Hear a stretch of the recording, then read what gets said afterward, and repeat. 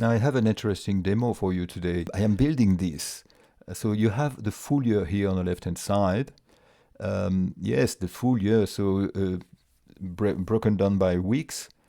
And then here you can input all your habits. It could be a group of habits, or it could be a habit, very specific habit itself, like 1,000 steps. Well, after 7 habits, you will automatically change in a different color. And then if you do the habit 10 times in a week, then you would have a double tick. So here it's very basic as far as keeping track of things is I'm just keeping track of how many times you have done it, 7 in a week or 10 times in a week. And that's it, and you go all the way down for the full year. You can start whenever you want. Here you have 5th of May, but if you want to start the 1st of January, you can start off the 1st of January here. And then that would automatically start on the 1st of Jan, and I will decide which day you start. If you want to start on the Sundays, then they say you can put the 7th of January here. Start on 7th of January, and you would start a Sunday. So you have a lot of flexibility, and also I have a little trick here to automatically move all the months, obviously, to have all the days of the week showing at the top. And we have an alternate shading for every 2 months to make it a bit clearer. And I have today's date here that is highlighted. So that's pretty much it. So you obviously don't need to have 6 habits. You can have more, you can have less. Okay, so to start with, we input a date. Here we let the users, or you can input a date here. Just format it so it's understood from all areas of the world. The countdown, so I'm just deducting this date from today, so that's a formula for today, and then I add the latest days after.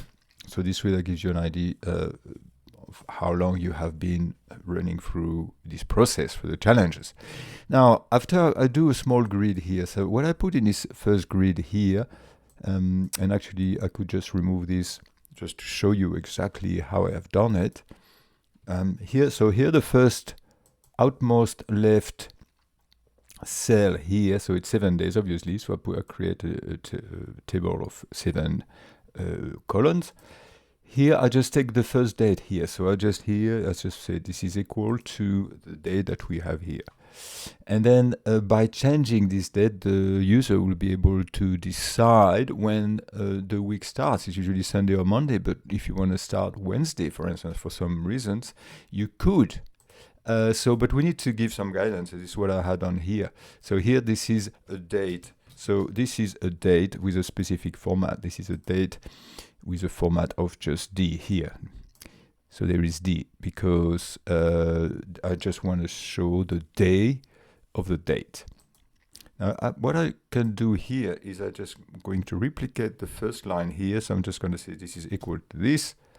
And the format cell I give this time is D, which is the first 3 letters of the day. So it's exactly, those 2 cells have exactly the same value, but they are formatted differently. And here, if I drag this is going to give me the full week. So here, if I just put, for instance, 2nd of May 2024, it changed this, obviously. There are less days. But here, go and pick up the 2nd, which is a Thursday. Now, if I put the 3rd of May, it takes the 3rd, which is a Friday. So, and here on the left, I wanted to have the month. So how do I get the month? I just go and pick up the same day, the day of the 1st, and then I format it differently again. So those 3 cells have exactly the same value, but we just play with the formatting. So here for my cells, I have 4 M's. If I put 3, that's going to give me the short, but I want a full month. Now, what I have at the next one here is obviously I add 1 to the date. Add 1, add 1, add 1 for the first column. And here, obviously, the tricky part here, I just refer to that cell here above, and I put +1, and then I continue the process. So that's it. So this is a text that I have. This is the start date for user input. This is calculated. All these are the same thing formatted differently, and I just want to put the month on the left. So if I keep doing this all the way down, I could just duplicate this all the way down for 12 months. I mean, you could go crazy. You could have 5 years if you wanted. I don't know if that'll be extremely practical to read, but that could work.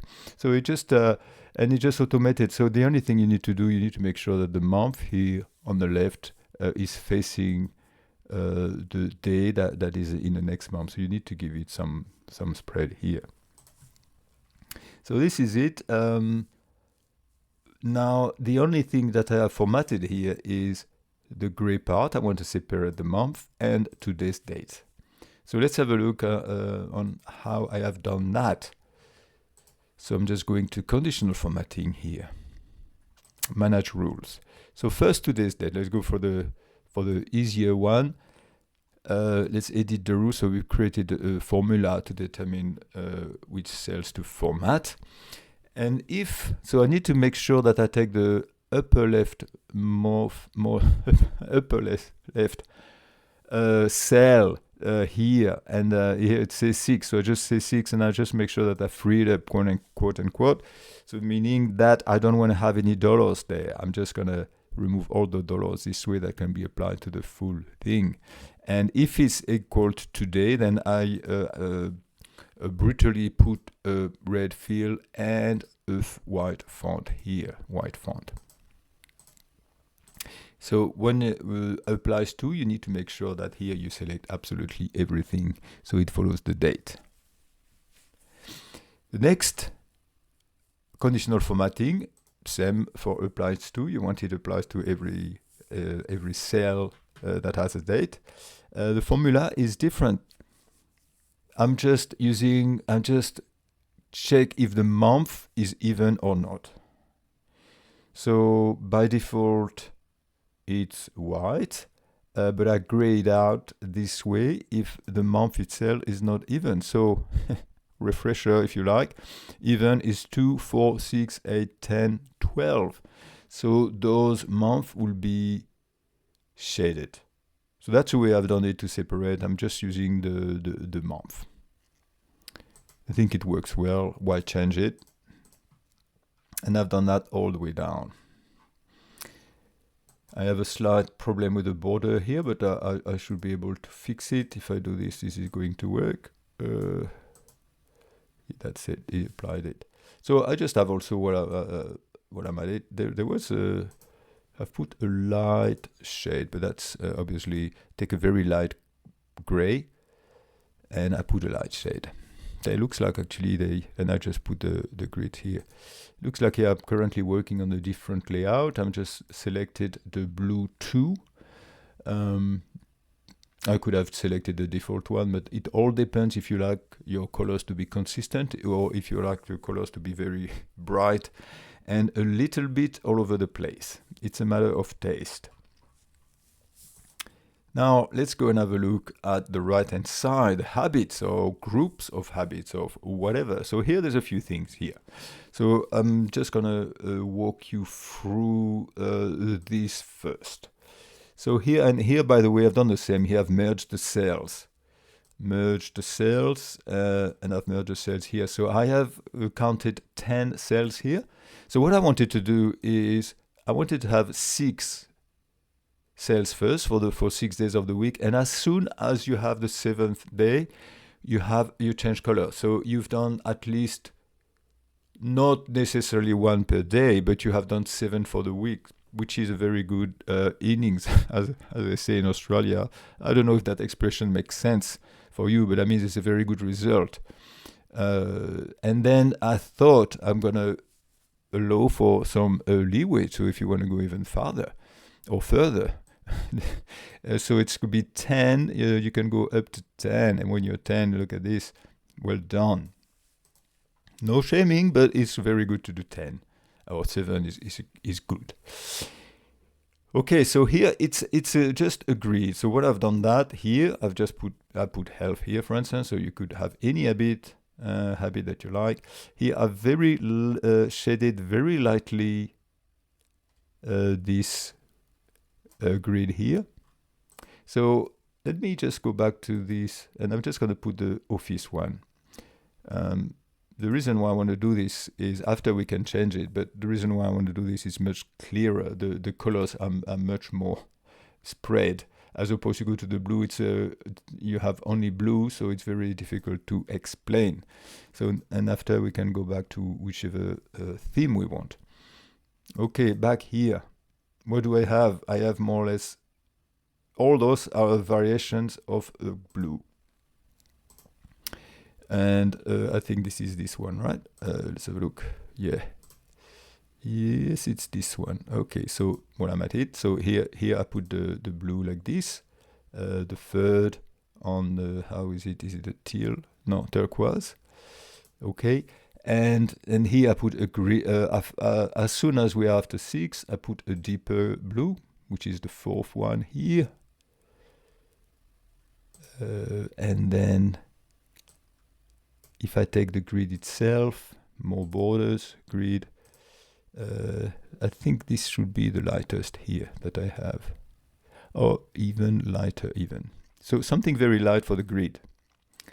Now I've just noticed that Microsoft is providing us input now. That's something I haven't noticed before. It tells me there is a low contrast.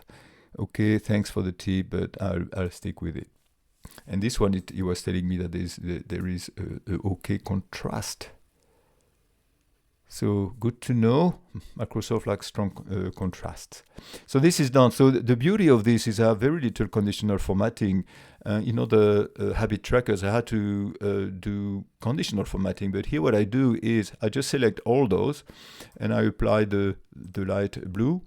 And here the same, I select all those and I apply the deep green. Now the only thing we need to decide is how do we automatically generate this. So here for instance, I didn't do it properly. Let's do it properly. I must have missed something here. So here, this is the trick. So I don't know if you've seen that before in one of my videos, but the trick I use, I do a format cell, and I use the dot here for the negative, for the positive, and for 0. And the last one is for the text. And for the text, I put nothing. So in other words, as soon as whatever number you input here, that will turn into a round. But if I put a letter, then it clears it off. If I put blank, it clears it off. And if I put nothing, it clears it off. So the rule here is you need to put a number in this.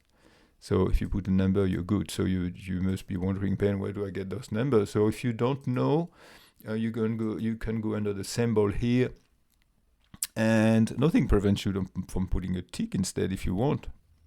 I've done that in another video. Instead of putting a shape here, which is in a basic Aptos display, you can put a tick. Okay, so I put too many here. That's okay. All right. So this is it. You've got it. 6 and then 7, 8, 9, 10. Now what do I do here? So here I just, for the first one, I just spell it out. I'm just mentioning here full week. How many times did I meet the full week here? So that's easy. I need to check if there is a number here in this column here. So as soon as there is a number in this column, I will turn different color, and I will know that I've done a full week of it. And 10, for 10, I need to check in this column how many of these columns do I have with a number. So how did I do this? How did I do this? So I do a count if, simple. Q, count if for all this, and if there is something in here, if there is a number, then I say, and the way I check if it's a number, I say greater than or equal to 0. And then I count And here I have 22, and it's confirmed here, 22, and it's 22, and it's a big win. So what I do after is I add the tick. So the tick, same thing. I do an add here, and in between brackets I had the tick, and the tick, same here. I mean, I was just showing it before, so but just to be sure you get it, it's here. So 22 ticks, and so 22 weeks, and here, how do I do that? Ooh, same thing, but instead I take that colon here, and I put 2 ticks. You might want a bit more blank between the two, but I just thought I'd leave it like this. And we didn't have a look at the colors yet, so for the colors for this, it's the same as this one, consistent, same as this one, consistent, and this is a lighter that I'm gonna get in trouble with Microsoft. Sample, oh, good contrast. Thank you, because you notice the font is black. So now, what is left to be done? There is, what you need to do is to copy this and paste it somewhere. And paste it, and paste it. So I've done it for you. It's all here. So here, what have I done? I've done the same. So I'm trying to keep the grid for the same color here, the grid, the light. So what you will have one down here, so you just need to change the colors for this, and you hard code the colors. You do like this. You just go here for the light one. You go from the 7th for the deeper one.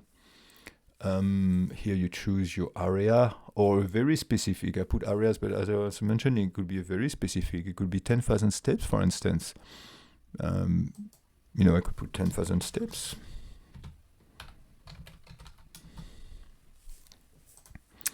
And here you go.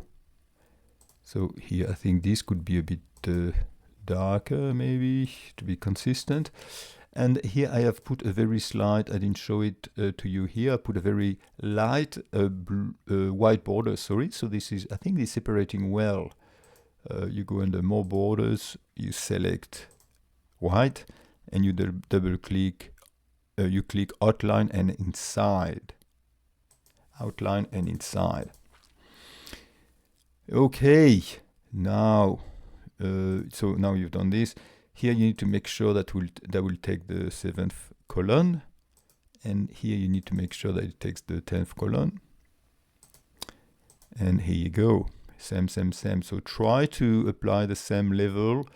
Here, for instance, I have the level for this. I have the level 3. Here, try to put the level 3, but you will notice that some, and the purple is actually a good example here. I'm only taking the second one because I feel that with the purple it's a bit too deep. It gets deep a bit too quickly. If you compare these two, it doesn't like it. So I think that for me I prefer this. And then you copy again, and here I haven't done the job completely, but a good way to do it is you just do a copy and you paste it, but only paste the function. Otherwise, it's going to copy the color as well. If I remove this. Okay, so here, same copy, and you right click, paste the function fx here, formula. Did I say function? Yeah, formula, all right. Here I could even do both, I think. Let's be greedy. Formula. Yes.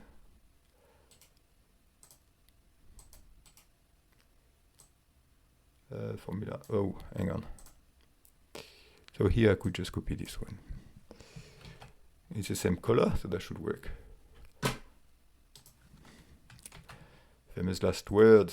Okay, 0. Let's just check. All right, so now how do we start a new year? Well, you can obviously get rid of all this, and it's all done. So this is it, it's finished already. So now I want to show you something. Don't forget the grids have to change the colors. Is the page layout that I had at the beginning. I put the blue But here you can, once again, if you play with this, you can see all the beautiful colors. And this one, I think the blue too. I mean, some people prefer to have some very subtle colors. I think, especially in professional environment, it looks a bit more professional. But it's for home. If it's for home, then usually habit trackers are for home. You can go crazy with colors.